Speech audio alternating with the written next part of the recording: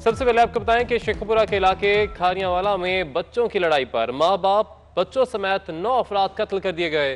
गुज़िश्ता रोज होने वाली बच्चों की लड़ाई आज जंग बन गई। सूली जट ग्रुप ने खादिम जट ग्रुप पर फायरिंग कर दी, जिससे एक ही खानदान के 9 अफराद जान से गए। जिसके बाद मुश्तिल अफराद ने कातिल ग्रुप के घरों को आग लगा दी। अब वहाँ क्या सूरत हाल है, आपको ये भी अपडेट कर रहे हैं। आपको बताएं कि शेखुपुरा का इलाका है खारियावाला, जहाँ पे बच्चों की लड़ाई पर माँ बाप और बच्चों समेत 9 अफराद कल कत्ल कर दिए गए। और ये लड़ाई बच्चों के दरमियान हुई थी गुज़िश्ता रोज़, जो कि आज जंग बन गई। सूली जट ग्रुप ने खादिम जट ग्रुप पर फायरिंग कर दी, जिससे एक ही खानदान के 9 अफराद जान से गए।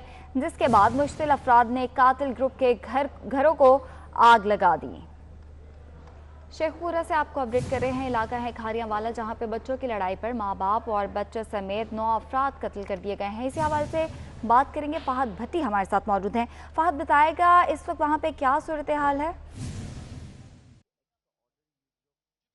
अफसोसनाक वाक़या शेखुपुरा के एक गांव खारियावाला में पेश आया। इस वक्त मैं उस गांव में ही मौजूद हूं, जहां के जो रहायशी हैं उनके दरमियान आपस में लड़ाई हुई और लड़ाई के नतीजे में 8 अफराद जो हैं वो जान की बाजी हार गए, जिनमें से 5 अफराद जो हैं वो एक ही घर के हैं, जबकि 3 जो मजदूर थे, राहगीर थे, फायरिंग की वजह से वो 3 मजदूर भी जाँ बाक हो गए। वाक़या कैसे पेश आया, क्यों लड़ाई हुई, जो यहाँ के मकीन हैं, जो यहाँ के गांव वाले हैं, उन्होंने ये बताया कि 2 बच्चे जिनकी आपस में लड़ाई हुई थी, 2 बच्चों की लड़ाई में उनके बड़ों ने आकर जो है वो फायरिंग कर दी। तल कलामी हुई पहले और फिर फायरिंग करना शुरू कर दी, और फायरिंग के नतीजे में माँ बाप, उसका बेटा समेत एक ही घर के 5 अफराद और जबकि 3 मजदूर जो हैं वो जाँ बाक हुए। अगर मेरा कैमरामैन वसीम निसार आपको दिखा सके तो ये वो गांव है खारियावाला जहां पर मैं इस वक्त मौजूद हूं। यहां के रहायशी भी कुछ यहां पर मौजूद हैं, उन्होंने ही ये तमाम माजरा, एक रहायशी यहाँ पर मौजूद है, उनसे बात करने की कोशिश करेंगे कि उनका क्या कहना है। जी, आप बताइएगा कि ये वाक़या आज सुबह 9 बजे पेश आया, क्यों लड़ाई हुई, किस वजह से लड़ाई हुई, कुछ पता है? ये 2 ग्रुप्स के दरमियान जो लड़ाई हुई है, पिछले चंद दिनों के दरमियान इनके दरमियान दुश्मनी का वाक़या पेश आ रहा था, जिसके नतीजे में आज सुबह जो है ये खेतों में फसल काट रहे थे गंदम की, जिस वजह से जो है दोनों ग्रुप्स के दरमियान लड़ाई हो गई। अच्छा, ये जो दोनों ग्रुप्स हैं इनके दरमियान जो सुबह लड़ाई हुई है, क्या इनकी कोई पहले भी आपसी दुश्मनी रह चुकी है? जी, ये इनकी आपस में दुश्मनी रह चुकी है। ये पिछले आपको जैसे पहले बताया गया कि ये बच्चों की वजह से ना इनके दरमियान दुश्मनी चंद दिन पहले भी ये लड़ाई हुई थी। अच्छा, पुलिस ने अभी तक क्या कार्रवाई की है? क्योंकि आप अब से कुछ देर पहले यहाँ पे डीपीओ शेखुपुरा भी आए थे, तो अभी तक कोई मुकदमा दर्ज हो सका है जिन लोगों ने ये फायरिंग की थी, जिसकी वजह से अफराद जाँ बाक हुए? जी, ये जो वाक़या पेश आया, ये पिछले चंद दिनों में एक ग्रुप के जो पर्चा काट लिया था SHO थाना बिखी ने, तो दूसरी पार्टी को ये रंज था कि ये जो है ना, ये पर्चा उनके खिलाफ काटा, हमारे खिलाफ काटा, उस पार्टी के खिलाफ क्यों नहीं काटा? अच्छा जी, ये जो वाक़या हुआ है जिसमें 5 से 8 अफराद जो हैं वो जाँ बाक हुए हैं और 3 अफराद जो हैं वो शदीद ज़ख्मी हैं, इस वारदात का अभी तक जो है मुकदमा दर्ज नहीं किया जा सका। पुलिस ज़राए का ये कहना है कि डेड बॉडीज़ जो हैं वो हस्पताल पहुंचा दी गई हैं। पोस्टमार्टम के बाद डेड बॉडीज़ वर्सा के हवाले की जाएंगी, जबकि पोस्टमार्टम मुकम्मल होने के बाद जो है वो कानूनी कार्रवाई अमल में लाई जाएगी। जो कसूरवार हैं, जिन्होंने फायरिंग की, जिसकी वजह से जो अफराद हैं वो जाँ बाक हुए, उन तमाम मुल्ज़मान को। शुक्रिया आपका। डीपीओ शेखुपुरा गाजी सलाहुद्दीन ने वाक़ये के बारे में 24 न्यूज़ से गुफ्तगू की है, आइए आपको सुनवाते हैं। अफसोसनाक वाक़या है जिसकी जितनी मजम्मत की जाए कम है। ये वाक़या थाना बिक्की के इलाके खारियावाला में पेश आया है। दरअसल ये आपस में रिश्तेदार भी हैं, एक ही बरादरी के हैं। इनकी कोई साबिक़ा दुश्मनी या किसी किस्म का प्रॉपर्टी का या कोई रिश्ते का या कोई तनाज़ा नहीं था, कोई ऐसा गरज मौजूद नहीं था। चंद दिन पहले इन दोनों फरीकों की वहाँ महल्ले में बच्चों की आपस में मामूली सी लड़ाई हुई थी, जिसमें आज जिन लोगों ने हमला किया है, जिन मुलज़मों ने ये कत्ल किए हैं, उनके 2 बंदे मजरूब हुए थे। उस पर FIR भी दर्ज कर दी गई थी और उसमें मुलज़मान जो हैं वो भी गिरफ़्तार होकर चालान हो चुके थे। उसके बाद इलाके के और बरादरी के मोअज़्ज़िज़ीन की मार्फत हमारे इल्म में आया है कि 2 दिन पहले इनकी सुलह भी हो चुकी है। तो कोई ऐसी एप्रीहेंशन नहीं थी, ना इस फरीक ने कोई किसी खदशे का इज़हार किया था और ना इसमें कोई ऐसी एप्रीहेंशन थी। आज ये वाक़या जो है ये टोटली अनप्रोवोक्ड है, इंतहाई सफाकाना फेल है, जिसमें 2 जगह पर बेसिकली फायरिंग हुई। एक फैसलाबाद रोड पर, वहाँ पर जा रहे थे 3 लोग, उनके ऊपर फायरिंग हुई। और दूसरा ये खेतों में जहाँ ये काम कर रहे थे, अपनी फसल गंदम की हार्वेस्टिंग कर रहे थे, यहाँ पर जो है वो वाक़या हुआ है। अब तक की तफसील के मुताबिक जो है वो 7 अफराद जहाँ भाग गए हैं, जिसमें एक खादिम हुसैन जो इस घर का बड़ा था, सरबराह था, उसकी बीवी, उसका एक बेटा और 2 उनके दामाद हैं, ये करीबी अजीज़ हैं, और 2 यहाँ पर मज़दूर काम कर रहे थे। तो ये जैसे आपने कहा है कि वाक़या इंतहाई बर्बरियत और एक सफाकाना सोच की अक्कासी करता है, जिसका कोई हालांकि कोई किसी किस्म की कोई अखलाकी जस्टिफिकेशन या कोई साबिक़ा ऐसी दुश्मनी नहीं है। आगे बढ़ेंगे। अब आपको बताएं कि ठट्ठा के इलाके घोड़ाबारी के करीब दरिया सिंध में डूबकर 3 खवातीन और 2 बच्चे जाँ बहक हो गए। 501 बच्चे को बचाने की कोशिश में दरिया में डूब गए। तो आपको अपडेट कर रहे हैं, ठट्ठा का इलाका है घोड़ाबारी, जिसके करीब दरिया सिंध में डूबकर 3 खवातीन और 2 बच्चे जाँ बहक हो गए। मजीद जानेंगे हमारे नुमाइंदे सुहेल गुलशाह हमारे साथ मौजूद हैं। आसिल, अपडेट कीजिएगा इस हवाले से। जी, मैं आपको बताता चलूं कि ठट्ठा का साहिली इलाका है, घोड़ाबाड़ी का धांधारी के इलाके में ये वाकया पेश आया है, जहाँ इस्माइल जद गांव है, जो कि आबादी जो है वो दरिया सिंध के किनारे पर है। वहां पर औरतें जो है वो कपड़े धो रही थी, तो एक बच्चा अचानक पानी में गिर गया दरिया सिंध में। उसको बचाते हुए 3 औरतें और 2 बच्चे पानी में डूबकर फौत हो गए हैं, जिनकी लाशों को निकाला जा चुका है, जबकि हुकूमती सतह पे जिले इंतजामिया अभी तक नहीं पहुंची है, जिसके हवाले से गांव वालों का एहतजाज भी जारी है। जी ठीक है सैयद गुलशाह, आपने अपडेट किया, बहुत शुक्रिया आपका। अब कुछ बात करेंगे कोरोना के हमलों के हवाले से। मुल्क में कोरोना के हमले तेज हो गए हैं। 24 घंटों में 24 अफराद जाँ बहक होने से तादाद 618 हो गई है। मजीद 1637 मरीज आ गए, जबकि तादाद 27,474 तक पहुंच गई। पंजाब में कोरोना के 10,417, सिंध में 9,691 मरीज रिपोर्ट हो चुके हैं।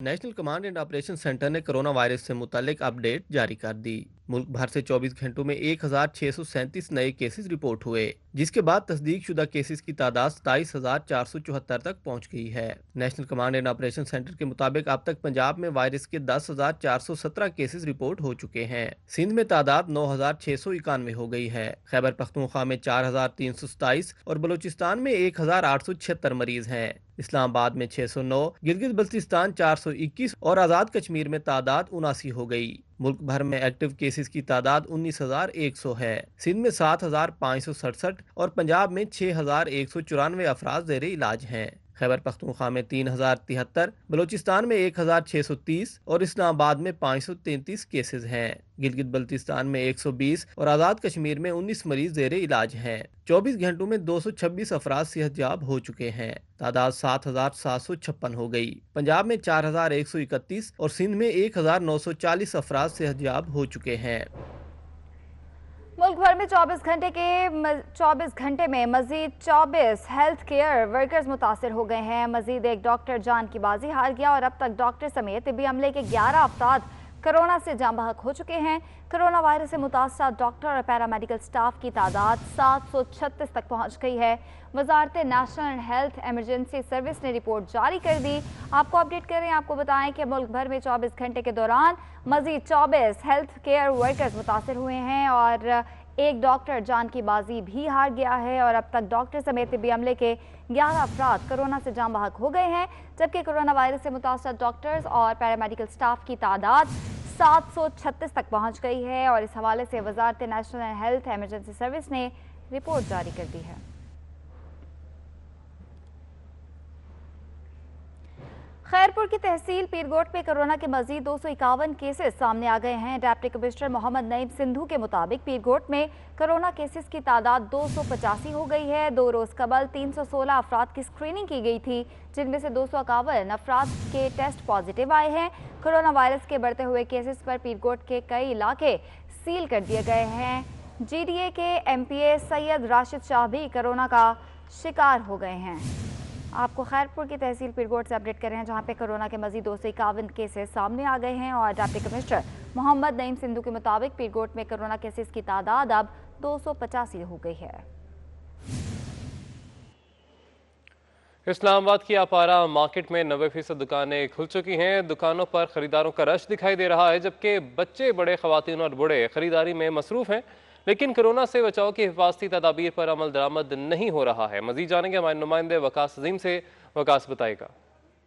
मैं इस वक्त वफाकी हुकूमत इस्लामाबाद की अपारा मार्केट में मौजूद हूँ, जहाँ आज लॉकडाउन ख़त्म होने के बाद कारोबारी सरगर्मियाँ बहाल हो चुकी हैं और इस वक्त अपारा मार्केट में तकरीबन 90% के करीब दुकानें जो हैं वो खुली हुई हैं। यहाँ पर दुकानदारों का ये कहना है कि वज़ीर आज़म के ऐलान के बाद अगरचे ज़िले इंतज़ामिया की जानब से अगरचे कोई नोटिफिकेशन जारी नहीं किया गया और शहर के बाज़ मार्केटों में ऐसी इतलात मौसूल हो रही हैं जहाँ पर ज़िले इंतज़ामिया के लोग दुकानों को बंद करा रहे हैं और ये कह रहे हैं कि अभी तक ज़िले इंतज़ामिया का नोटिफिकेशन जारी नहीं हुआ। लेकिन दुकानदारों का ये कहना है कि जब वज़ीर आज़म ने ये ऐलान कर दिया है कि लॉकडाउन ख़त्म हो चुका है तो उनको कारोबार करने दिया जाए। यहाँ पर अपारा मार्केट में आपने देखा है कि ज़िले इंतज़ामिया या फिर हुकूमत पाकिस्तान की तरफ से जो SOP जारी किए गए हैं उनके ऊपर किसी किस्म का कोई अमल दरामद नहीं हो रहा। लोगों का बहुत ज़्यादा रश दिखाई दे रहा है। दुकानों के अंदर लोग जत्थों के जत्थे मौजूद हैं और जो हैंड सैनिटाइज़र हैं वो भी यहाँ पर इस्तेमाल नहीं हो रहे। लोगों को 6 फुट या फिर कम अज़ कम 2-3 फुट के फासले पर भी उनको रोका नहीं जा रहा। दुकानों के बाहर जो दायरे बनाने थे वो भी ज़्यादातर दुकानों के बाहर नहीं लगे हुए हैं और यहाँ पर अब मार्केटों में ख़वातीन, बच्चे और जो बड़ी उम्र के अफराद हैं वो बहुत बड़ी तादाद में इस वक्त मार्केटों में मौजूद हैं और हिफाजती तदाबीर के ऊपर किसी सूरत भी यहाँ पर अमल दरामद नहीं दिखाई दे रहा। लेकिन अवाम और जो दुकानदार हैं उनका ये कहना है कि लॉकडाउन को ख़त्म करने के बाद हुकूमत को लाजमी तौर पर जो SOPs बनाए गए हैं उनके ऊपर अमल दरामद हर सूरत कराना चाहिए। ठीक है, बहुत शुक्रिया, आपने अपडेट किया। मुल्क भर में डॉक्टर्स और पैरामेडिकल स्टाफ कोरोना वायरस में मुब्तला हो रहे हैं। हिफाजती इंतजामात ना होने पर डॉक्टर्स परेशान हैं। Chairman young consultant association doctor Asfandyar का कहना है कि पूरे मुल्क में अब तक 700 से ज़ायद हेल्थ वर्कर्स कोरोना वायरस से मुतासर हो चुके। हुकूमत से अपील है कि वो डॉक्टर्स और पैरामेडिकल स्टाफ को हिफाजती सामान फराहम करें। मुल्क में तकरीबन 700 से ज़्यादा health workers, doctors, nurses, paramedics हमारे कोरोना की वजह से इन्फेक्ट हो चुके हैं, जिसमें मैक्सिमम उन लोगों की तादाद उन लोगों की है जो आइसोलेशन वार्ड से बाहर की ड्यूटी सर अंजाम दे रहे हैं। इसका मतलब है कि इसमें मेन जो चीज़ है वो यह है कि इनको प्रॉपर PPEs नहीं मिली हैं, इनको प्रॉपर ट्रेन नहीं किया गया है और चूंकि ऐसे पेशेंट्स हमारे पास आ रहे हैं जो आए किसी और मकसद के लिए होते हैं, किसी और बीमारी के लिए हमारे पास आए होते हैं। PPEs में N95 मास्क, गॉगल्स और फेस शील्ड और जो सूट हैं वो उस पर मुश्तमिल है, PPE के सूट, और ये उन तमाम लोगों को प्रोवाइड करनी चाहिए जो सस्पेक्टेड कोविड पेशेंट्स को ट्रीट कर रहे हैं बाहर, आइसोलेशन वार्ड के बाहर, यानी कि इमरजेंसी में, वार्ड के अंदर और OPDs में। PIA कोयटा के 5 मुलाजमीन कोरोना वायरस की तस्दीक हो चुकी है। PIA के GM मेडिकल सर्विस ने भी इस बात की तस्दीक कर दी है। कोयटा स्टेशन पर 22 मुलाजमीन के कोरोना टेस्ट किए गए, जिनमें 5 मुलाजमीन में कोरोना वायरस की तस्दीक हुई है, जबकि तमाम मुलाजमीन को सेल्फ क्वारंटीन में भेज दिया गया है। अपडेट करें हैं PIA कोयटा के 5 मुलाजमीन में कोरोना वायरस की तस्दीक हो गई है। PIA के GM मेडिकल सर्विस ने भी इस बात की तस्दीक कर दी है। वफाकी वजीर शेख रशीद अहमद का कहना है वो नैब को टार्जन बनता देख रहे हैं, वो विकेट के दोनों तरफ खेलेगा। टार्जन सरकारी बंदे भी नहीं छोड़ेगा। शहबाज शरीफ अपने कागजात लंदन भूल आए हैं, पर नैब को टार्जन बनते हुए देख रहा हूं और अगर अब भी नैब टार्जन नहीं बनेगा तो फिर नैब अपनी अहमियत खो जाएगा और मैं टार्जन बनते हुए उसको देख रहा हूं और दोनों तरफ से लोगों को उसकी जद में आते हुए देख रहा हूं। देखें, जब टारगेट के केस ही उन्हीं के हैं और जैसे जैसे केस आएंगे सारे लोग टारगेट होंगे। मैं आपको जो कह रहा हूं कि सरकार भी टारगेट हो सकती है, सरकार के लोग ईद के बाद, तो आप ज़रा इंतज़ार करें। अभी तो इस हुकूमत को 2 साल नहीं हुए, ये 12-12, 14-14 साल के निकले।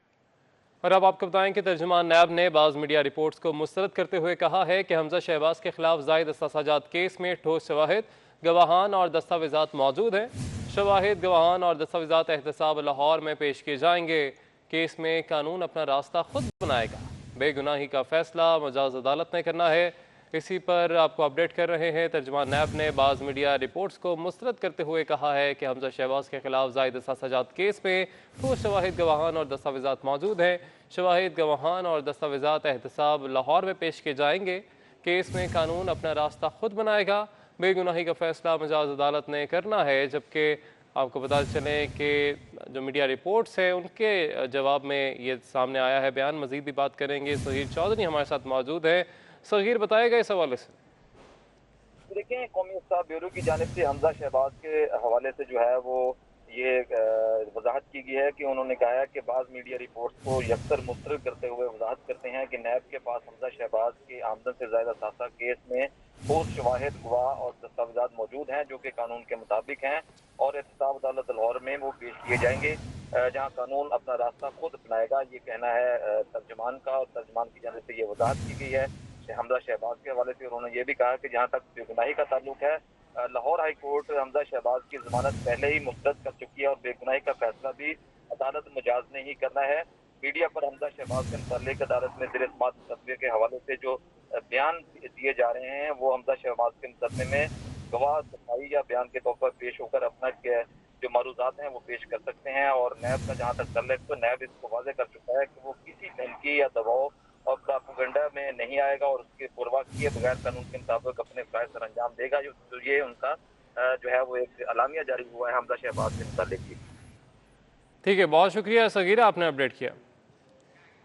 पंजाब के बड़े शहरों में लॉकडाउन में नरमी नहीं होगी। लाहौर, रावलपिंडी, मुल्तान, फैसलाबाद और गुजरांवाला में लॉकडाउन सख्त रहेगा, जबकि छोटे शहरों और सूबों में नरमी की जाएगी। इसी हवाले से बात करेंगे।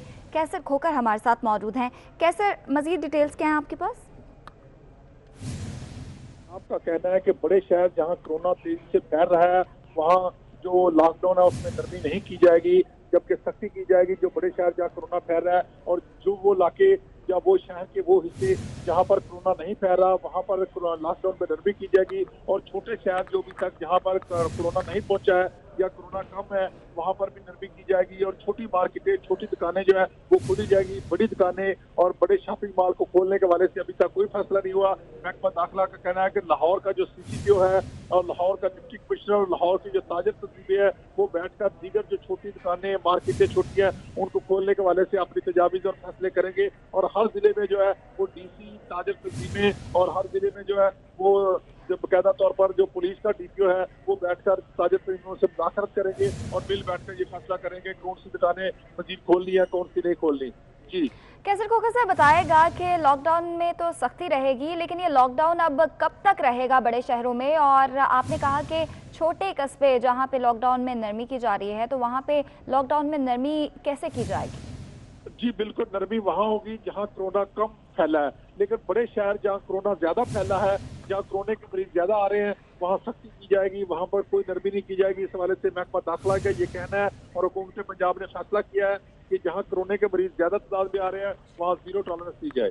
जी अच्छा, कैसर खोकर साहब ये भी बताएगा कि जैसे कि विफाक ने कहा था कि SOPs बनाए जाएंगे और उसके बाद लॉकडाउन में नरमी की जाएगी, जिसपे पंजाब हुकूमत की जानिब से कहा गया था कि बड़े शहरों में नरमी ना ही की जाए, लेकिन क्या SOPs बना दिए गए हैं छोटे शहरों के लिए जहां पे नरमी की जाएगी? और वहां पे भी क्योंकि कोरोना वायरस जो है वो फैल तो रहा ही है।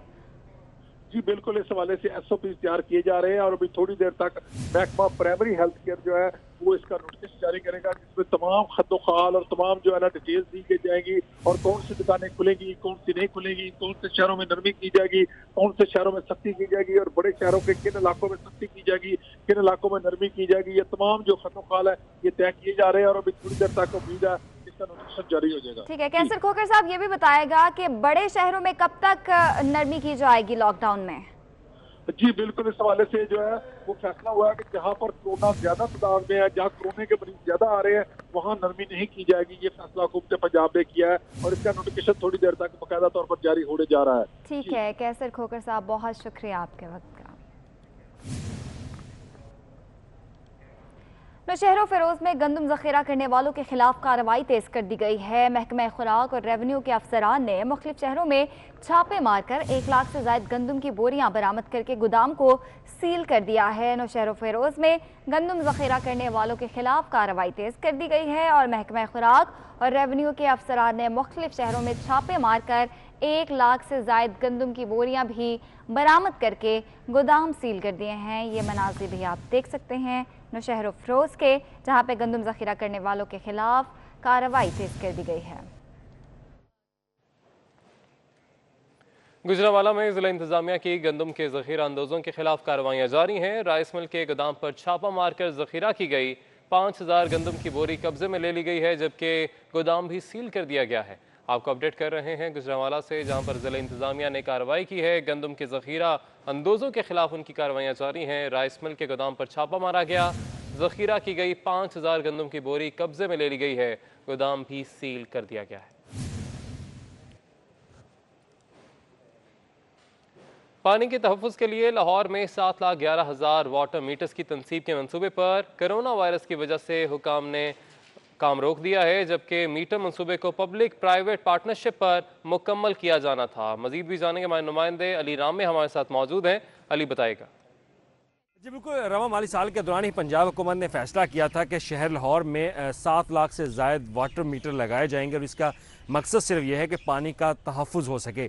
लेकिन अब इस प्रोजेक्ट के लिए 10 अरब रुपए की डिमांड की थी वासा की तरफ से, लेकिन वो पंजाब हुकूमत के पास बजट नहीं था और इस हवाले से हुकूमत पंजाब ने फैसला किया है क्यों ना इस प्रोजेक्ट को पब्लिक प्राइवेट पार्टनरशिप के तहत मुकम्मल किया जाए। लेकिन पब्लिक प्राइवेट पार्टनरशिप के हुकाम के मुताबिक अब बताया जा रहा है कि कोरोना वायरस की जो वबा है, इस वजह से अब उसकी जो बिड है वो रोक दी गई है। अब रवा माली साल में इस हवाले से इस प्रोजेक्ट की कोई बिड वसूल नहीं होगी और इस प्रोजेक्ट के लिए कोई चंद लम्हात के लिए रोक दिया गया। उसकी वजह भी कोरोना वायरस बताया जा रहा है, क्योंकि कोरोना वायरस की वजह से जो सरमायाकार हैं, निजी सरमायाकार, उनकी तरफ से पंजाब में अदम दिलचस्पी का इजहार किया जा रहा है। तो ये 10 अरब रुपये मालियत का मनसूबा था जो वासा की तरफ से कहा गया कि वाटर मीटर की तनसीब की जाएगी पूरे लाहौर शहर में, और इसका मकसद सिर्फ ये था कि पानी का तहफ़्फ़ुज़ और पानी का जो बेजा इस्तेमाल किया जा रहा है उसको रोकना, और इसके साथ ही इस नए वाटर मीटर मंसूबे के। ठीक है, बहुत शुक्रिया अली राम, आपने अपडेट किया। लाहौर में किंग एडवर्ड मेडिकल यूनिवर्सिटी का 51वां सिंडिकेट इजलास हुआ। Vice chancellor professor Khalid Masood Gondal ने इजलास की सदारत की। प्रोफेसर खालिद मसूद गोंदल ने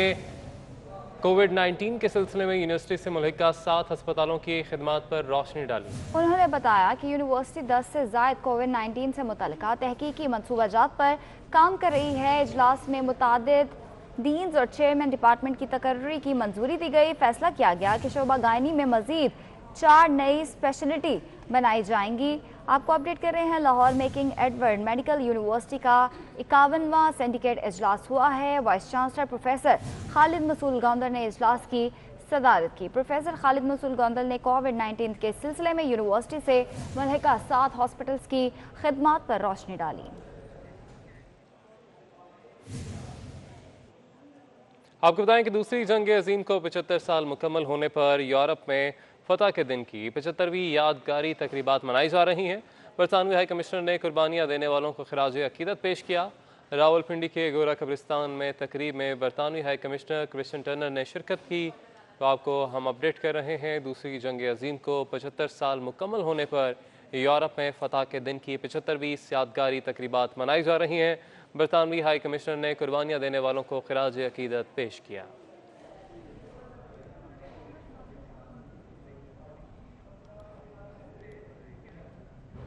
हरिपुर का एक और जवान पाक धरती पर कुर्बान हो गया। नवाही इलाके सराय नेमत खान के गांव मोड़ा सीरिया के हवलदार मोहम्मद जाफरान को मुकम्मल फौजी एजाज के साथ सपुर्द खाक कर दिया गया। पाक फौज के चाको चौबंद दस्ते ने सलामी दी। आर्मी चीफ की जानिब से कब्र पर फूलों की चादर चढ़ाई गई। मोहम्मद जाफरान वजीरिस्तान में दहशतगर्दों की फायरिंग से शहीद हुए थे। मियावाली सखेल कुंडल के बाद टिड्डी दल नवाही इलाके शहबाज खेल पहुंच गई है। लोग मुख्तलिफ जराए से टिड्डी दल को भगाने की कोशिश कर रहे हैं। शहबाज खेल और गिरदनवा में मौजूद फसलों को टिड्डी दल से शदीद खतरा लाहक है, जबकि दूसरी जानिब डिस्ट्रिक्ट इंतजामिया का कहना है कि टिड्डी दल के खात्मे के लिए हर मुमकिन इकदाम उठाए जा रहे हैं। तो आपको हम अपडेट कर रहे हैं, टिड्डी दल के हमले जारी हैं और इस हवाले से इंतजामिया कोशिश में है कि किसी तरीके से इसका खात्मा कर दिया जाए। कस्टम ने लाहौर एयरपोर्ट कारको जेरी शेड पर बड़ी कार्रवाई की है, जबकि इस कार्रवाई के दौरान फेस मास्क और हिफाजती किट्स की बरतानिया स्मगलिंग की कोशिश को नाकाम बनाया गया है और 1.5 लाख से जायद फेस मास्क और तकरीबन 5000 हिफाजती किट्स कब्जे में ले ली गई हैं। तो बड़ी कार्रवाई की गई है कस्टम्स की जानिब से। लाहौर एयरपोर्ट कार्गो जेरी शेड पर बड़ी कार्रवाई की गई और इस कार्रवाई के दौरान फेस मास्क और हिफाजती किट्स की बरतानिया स्मगलिंग की कोशिश को नाकाम बना दिया गया।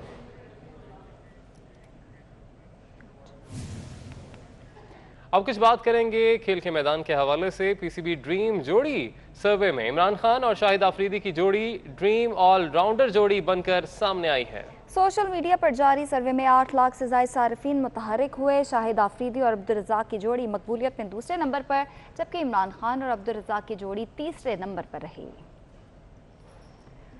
आपको बताएं कि पीसीबी ड्रीम जोड़ी सर्वे में इमरान खान और शाहिद आफरीदी की जोड़ी ड्रीम ऑलराउंडर जोड़ी बनकर सामने आ गई है और सोशल मीडिया पर जारी सर्वे में 8 लाख से ज्यादा सारिफीन मुतहरिक हुए हैं। शाहिद आफरीदी और अब्दुल रज़ाक की जोड़ी मकबूलियत में दूसरे नंबर पर, जबकि इमरान खान और अब्दुल रज़ाक की जोड़ी तीसरे नंबर पर रही। इस बुलेटिन से इतना ही।